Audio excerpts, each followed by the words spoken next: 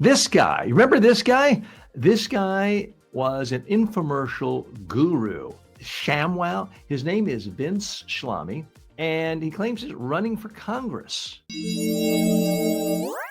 Believe it or not, but you'll never guess what his issue is and what it's going to be in 2026. Believe it or not. Okay, I've got to share this. I thought I was in a time capsule. I thought that perhaps I had picked up a story from 3 or 4 years ago. But this guy, Vince Shlomi, forgive me if I'm mispronouncing his name. He used to be very well known in infomercials. He's running for Congress in Texas, according to a filing with the state's Republican Party. He's running against an incumbent, John Carter, who's 84 years old. Okay, I don't think he's the John Carter who's in all the movies. At 84 years old, he's older than Biden at this point. He's older than Trump. And maybe, just maybe, it's time to move on. That's the sentiment, apparently, of Vince, the infomercial guy. But here's what caught my eye. He said in 2025, this is the ShamWow towel guy. He told Fox News he's running for Congress because he, quote, wants to destroy wokeism in Congress. He wants to destroy wokeism in Congress because apparently there's so much wokeism in the current Congress, which is controlled entirely by Republicans in the House and Republicans in the Senate, most of whom have been running against this phantom boogeyman of wokeism for a long time now. And he's motivated by, quote, the political infighting in the country to run, and he wants to make America happy. I got to tell you, I've seen some really awful campaign announcements and messages in my time, having worked with a lot of political candidates, not only in the United States, but around the world. But you always have to look at any campaign in the context of its time, period. Something that worked in 2008 doesn't necessarily work in 2016.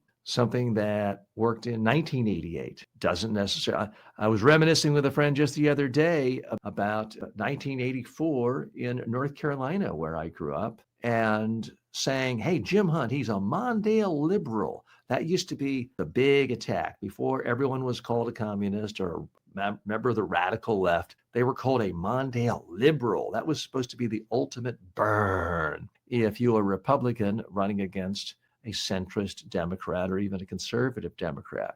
It worked. So that has kind of morphed into being too politically correct, being a part of the left, the radical left. And then things sort of settled the last half a dozen years on woke. Initially, it was a reaction very specifically to things like certain academics saying you should always identify your gender because someone could see themselves as a they and as non-binary. And if you didn't all automatically say, I'm a him or I'm a her, you were insensitive. And so that started to define what woke is. But since then, it has morphed into this gigantic gooey blanket tossed on essentially anything conservatives don't like, to the point where I would argue it is an absolutely meaningless term, other than it has come to represent intolerance. And therefore, you could say that there is a real problem with wokeism today, but it's right-wing wokeism on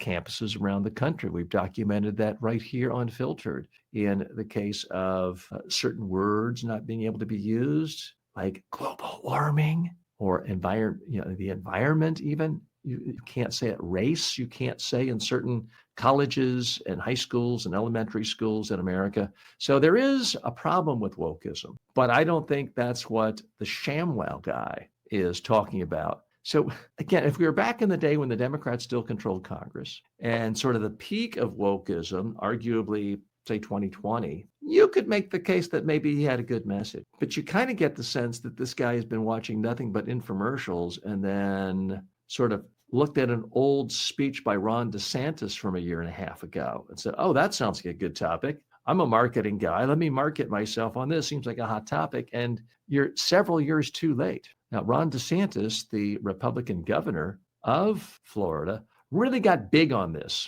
about 3-4 years ago. He said, this is my ticket. I'll be the next Trump if I can just talk about how I kill wokeism. And I'm the guy who destroyed woke. In Florida, memorably, he said, Florida is going to be the place where woke came to die. And he beat his chest about how tough he was on being anti-woke. And he ran for president last year. And guess what? Nobody liked him. He got about 1.5 votes the entire campaign, and he embarrassed himself. So now we got a guy who says, okay, it's a year and a half later. It's the next election cycle. It would be 2 years later, 2026, and ShamWow guy wants to run for Congress because it is controlled by, I guess, radical left wokeism, if that's what you consider Mike Johnson. I do hope some reporter, Fox News won't do it, but I hope some real reporter will ask him exactly who are the people writing all these woke laws from the Congress, especially in the last 2 years, when it's been a Republican anti-woke Speaker of the House, Republican anti-woke leader of the Senate, a Republican anti-woke president who signs or vetoes legislation. So at some point, good messages have to have some internal consistency. They can be wildly inconsistent to other people who have different premises, but there's got to be some form of internal consistency. And I don't see it here at all. Now, some fun facts about this guy, Ben Shlomi. He was arrested for aggravated battery after a fight with a woman who was also arrested back in 2009. Now, given Pete Hegseth and a lot of other credentials of top members of this administration, I guess arguably you could say that's a plus in his favor. Maybe that helps him get an endorsement from Trump earlier. I don't know. The fact that you have been arrested for battering a woman, I think in the current climate in at least one political party is an advantage. So whether he's able to milk that all the way to Congress, I don't know. I will say that he certainly appears to be much younger than the 84-year-old. And many people across the spectrum, and I count myself in on this too, do think it's time for more young people to politics. And by young, I mean these days you could be 65 years old and you're young compared to a lot of members of Congress like Charles Grassley. So we'll see. He is a talented communicator. He's good on TV. You can't count him out. Certainly this district in Texas seems like it's going to send a Republican to office. There's no doubt about it. We'll see how much infomercial money he banked from back in the day and whether that's enough to carry him through. Because with enough money in a district where someone in your party can't lose, quite often the person with the most money does, in fact, win.